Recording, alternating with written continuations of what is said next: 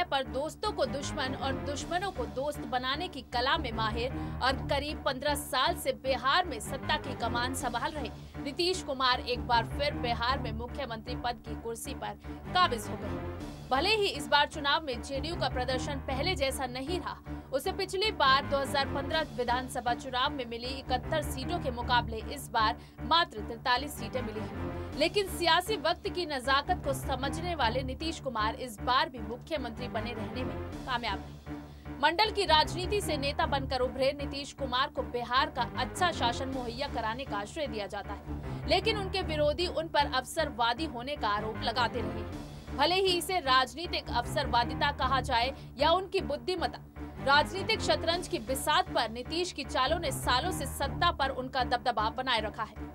नमस्कार, मैं हूं मीनाक्षी गुप्ता और आप देख रहे हैं SPN 9 न्यूज। स्वागत है आपका हमारे खास कार्यक्रम सियासी सफर में, जहां हम आज बात करेंगे नीतीश कुमार के सियासी सफर की। नीतीश ने देश की राजधानी में अहम स्थान रखने वाले बिहार में हिंदुत्ववादी ताकतों का वर्चस्व कायम नहीं होने दिया और राज्य में उनके कद के कारण ही बीजेपी ने केंद्र में सरकार बनाने के बावजूद बिहार में अपनी पार्टी से किसी को उम्मीदवार न बनाकर नीतीश को गठबंधन की ओर से उम्मीदवार घोषित किया। कोई भी राजनीतिक चाल चलने से पहले अपने सभी विकल्पों पर अच्छी तरह सोच विचार करने के लिए जाने जाने वाले कुमार कभी लहरों के विरुद्ध जाने से संकोच नहीं करते।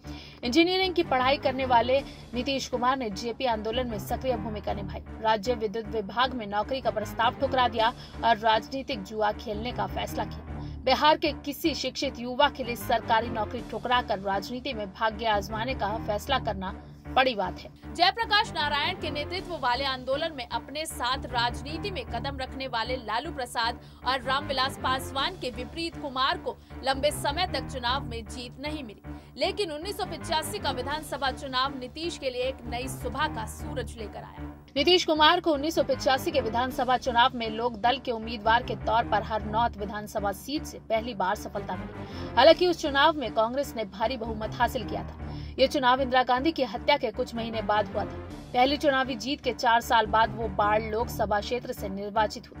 ये वही दौर था जब सारण से लोकसभा सदस्य रहे लालू प्रसाद पहली बार बिहार के मुख्यमंत्री बने थे। उस वक्त जनता दल के अंदर मुख्यमंत्री के लिए नीतीश ने लालू का समर्थन किया था। इसके बाद कुछ सालों में लालू प्रसाद बिहार की राजनीति में सबसे ताकतवर नेता के तौर पर उभरे। हालांकि बाद में चारा घोटाले में नाम आने और फिर पत्नी राबड़ी देवी को मुख्यमंत्री बनाने के बाद वो विवादों में घिरते चले गए। नीतीश ने 1990 में लालू से अपनी राहें अलग कर और जॉर्ज फर्नांडिस के साथ मिलकर अपनी अलग पार्टी समता पार्टी का गठन किया। नीतीश ने भी 1990 के दशक के मध्य में ही जेडीयू और लालू से अपनी राह अलग कर ली और बड़े समाजवादी नेता जॉर्ज फर्नांडिस के साथ समता पार्टी का गठन किया। उनकी समता पार्टी ने बीजेपी के साथ गठबंधन किया और नीतीश ने एक बेहतरीन सांसद के रूप में अपनी पहचान बनाई और अटल बिहारी वाजपेयी के मंत्रिमंडल में बेहद ही काबिल मंत्री के तौर पर छाप छोड़ी। बाद में लालू प्रसाद और शरद यादव के बीच विवाद हुआ। यादव ने अपनी राह अलग पकड़ ली। इसके बाद समता पार्टी का जनता दल के शरद यादव के धड़े में विलय हुआ, जिसके बाद जनता दल वजूद में आया।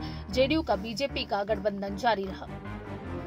साल 2005 की शुरुआत में हुए विधानसभा चुनाव में बीजेपी जेडीयू के गठबंधन वाला एनडीए कुछ सीटों के अंदर से बहुमत के आंकड़े से दूर रह गया, जिसके बाद राज्यपाल बूटा सिंह ने विधानसभा भंग करने की सिफारिश की, जिसको लेकर विवाद भी हुआ। उस वक्त केंद्र में संप्रग की सरकार थी। इसके कुछ महीने बाद हुए विधानसभा चुनाव में नीतीश कुमार के नेतृत्व में एनडीए की बिहार में पूर्ण बहुमत की सरकार बनी और यहीं से बिहार की राजनीति में तथाकथित लालू युग के पाटा शेप की शुरुआत हुई। सत्ता में आने के बाद नीतीश ने नए सामाजिक समीकरण बनाते हुए पिछड़े वर्ग में अति पिछड़ा वर्ग और दलित में महादलित के कोटे की व्यवस्था की। इसके साथ ही उन्होंने स्कूली बच्चियों के लिए मुफ्त साइकिल और यूनिफॉर्म जैसे कदम उठाए और 2010 के चुनाव में उनकी अगुवाई में बीजेपी जेडीयू गठबंधन को एक तरफा जीत मिली। इसके बाद बीजेपी में अटल आडवाणी युग खत्म हुआ और नरेंद्र मोदी राष्ट्रीय राजनीति के क्षितिज पर आए तो नीतीश ने 2013 में बीजेपी से सालों पुराना रिश्ता तोड़ लिया। साल 2014 के लोकसभा चुनाव में जेडीयू को बड़ी हार का सामना करना पड़ा और बीजेपी ने बिहार से बड़ी जीत हासिल की। नीतीश ने नैतिक जिम्मेदारी लेते हुए मुख्यमंत्री पद से इस्तीफा दे दिया और जीतन राम मांझी को मुख्यमंत्री बनाया। करीब 1 साल के अंदर ही मांझी का बागी रुख देख नीतीश ने फिर से मुख्यमंत्री की कमान संभाल ली। 2015 के चुनाव में उन्होंने आरजेडी और कांग्रेस के साथ मिलकर चुनाव लड़ा और इस महागठबंधन को बड़ी जीत हासिल हुई। नीतीश ने अपनी सरकार में उप मुख्यमंत्री और आरजेडी नेता तेजस्वी यादव के खिलाफ भ्रष्टाचार के आरोप लगने देखने के बाद मुख्यमंत्री पद से इस्तीफा दे दिया। हालांकि कुछ घंटों के अंदर ही बीजेपी के समर्थन से एक बार फिर बिहार के मुख्यमंत्री बने।